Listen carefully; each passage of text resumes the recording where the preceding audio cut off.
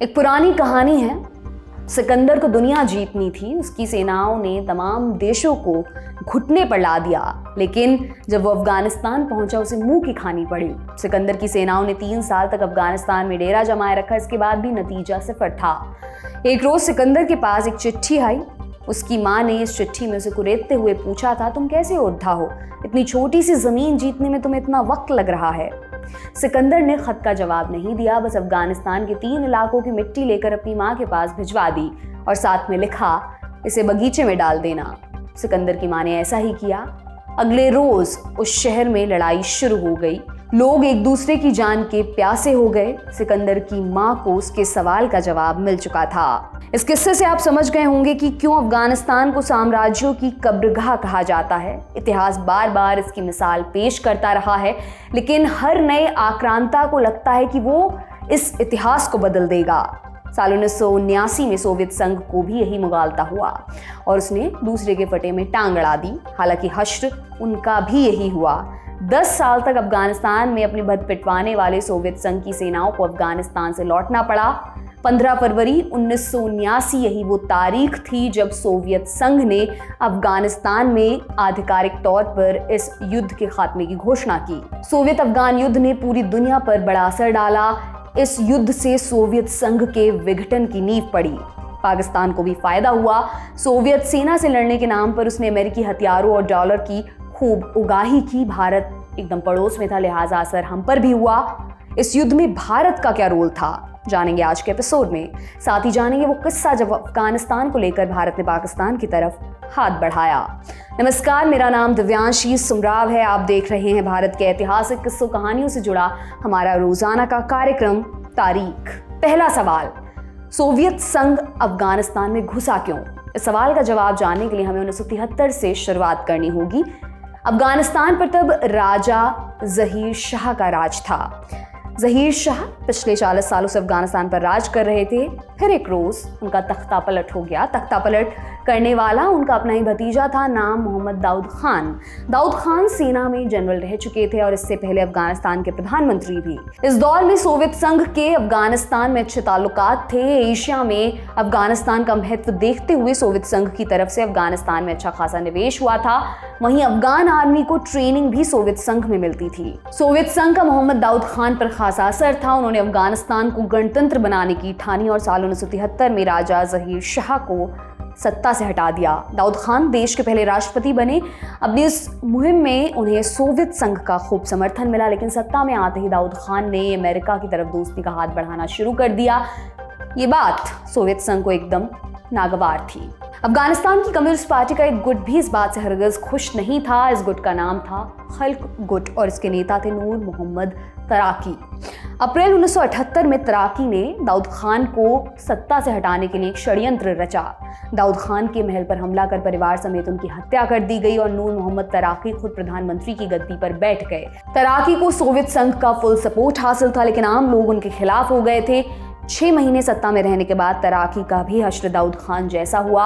अक्टूबर 1978 में उनके अपने ही डिप्टी पीएम हफीजुल्लाह अमीन ने हत्या करवा दी। यह हत्या सोवियत संघ के लिए एक बड़ा झटका थी। लियोनिड ब्रेजनेव तब सोवियत राष्ट्रपति हुआ करते थे। उन्होंने अफगानिस्तान में सैन्य दखल की ठान ली। रेड आर्मी ने अपनी तैयारियां शुरू कर दी। फिर आया 24 दिसंबर 1979 का दिन। ऑपरेशन को हरी झंडी मिल गई। आधी रात में सोवियत संघ के 280 मिलिट्री एयरक्राफ्ट काबुल में उतरे। तकरीबन 25,000 सैनिकों को एयरलिफ्ट कर काबुल में उतारा गया। सोवियत आर्मी को बहुत कम विरोध झेलना पड़ा। काबुल बहुत आसानी से उनके कब्जे में आ गया। 27 दिसंबर को स्पेशल दस्ते ने प्रधानमंत्री हफीजुल्लाह अमीन को मार दिया। सोवियत संघ ने बाबरा कमाल को सत्ता सौंपी बतौर कठपुतली सरकार। सब आदेश मॉस्को से आते थे, एकमात्र हाँ के ऑप्शन के साथ। सोवियत सेनाएं तुरंत वापस लौटने के मूड में नहीं थी। उनका इरादा था काबुल से बाहर सुदूर गांवों तक में कम्युनिस्ट सरकार को स्थापित करना। अफगानिस्तान में सोवियत संघ की एंट्री का पूरी दुनिया में भरपूर विरोध हुआ। अमेरिका ने अपने सहयोगी देशों की गोलबंदी की और सोवियत संघ के खिलाफ माहौल बनाना शुरू कर दिया। उसने पीछे के रास्ते अफगानिस्तान की कबीलाई लड़ाकों को मदद पहुंचानी शुरू की। इन सब का सबसे बड़ा फायदा मिला पाकिस्तान को। जिया उल हक तब पाकिस्तान के तानाशाह बन चुके थे।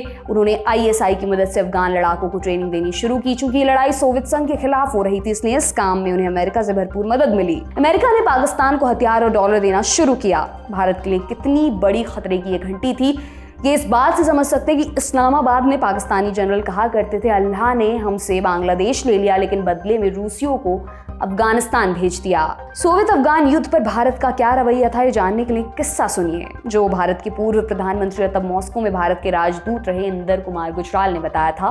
गुजराल बताते हैं कि जिस दिन सोवियत सेना अफगानिस्तान में एंटर हुई वो मॉस्को में ही थे। उन्होंने कई सोवियत अधिकारियों से इस बाबत पूछा तो उन्हें हैरानी हुई कि किसी को इस बात की खबर ही नहीं थी। यहाँ तक कि सरकार में काफी ऊंचे ओहदे पर बैठे और बाद में सोवियत संघ के राष्ट्रपति बने मिखाइल गोर्बाचोव को भी इसकी कोई जानकारी नहीं थी। गुजराल बताते हैं कि अफगानिस्तान में दखल का प्लान जल्दबाजी में लिया गया था और इस मामले में वो CIA के जाल में फंस गए थे।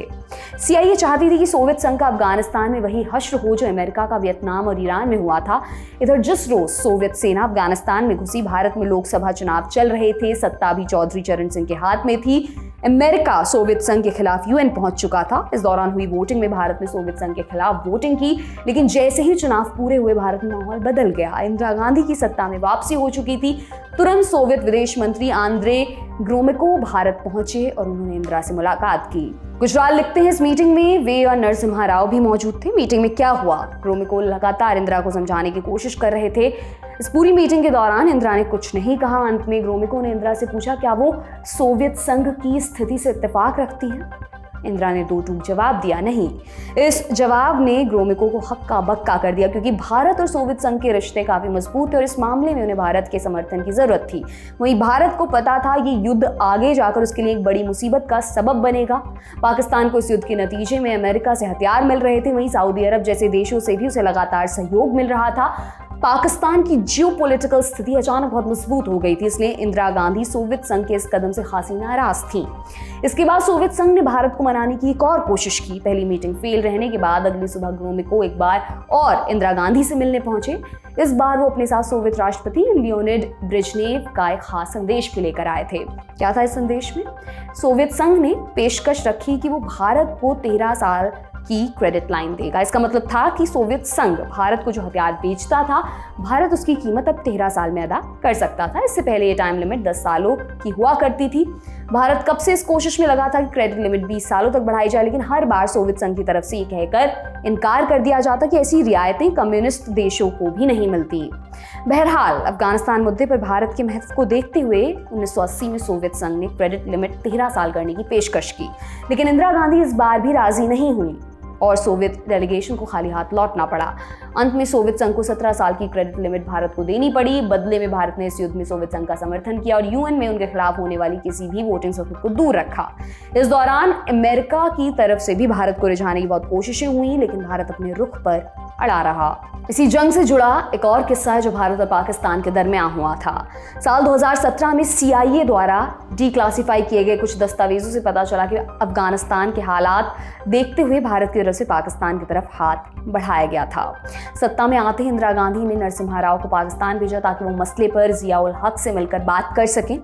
हालांकि जिया उल हक ने तब भारत के ऐसे किसी प्रस्ताव से इनकार कर दिया था। बांग्लादेश युद्ध के दिनों से ही जिया उल हक इंदिरा से खौफ खाते थे, बल्कि इंदिरा गांधी की मृत्यु के बाद जब राजीव प्रधानमंत्री बने तो जिया ने कहा था कि वो इंदिरा की बजाय राजीव से बात करना पसंद करेंगे। दरअसल जिया को डर था कि सोवियत अफगान युद्ध के बहाने भारत पाकिस्तान के न्यूक्लियर प्रोग्राम को खत्म करने की कोशिश कर सकता है। इस मुद्दे पर अप्रैल 1980 में इंदिरा और जिया की मुलाकात हुई। ये मुलाकात जिम्बाब्वे में हुई थी। इस मुलाकात से जुड़ा एक और दिलचस्प किस्सा है।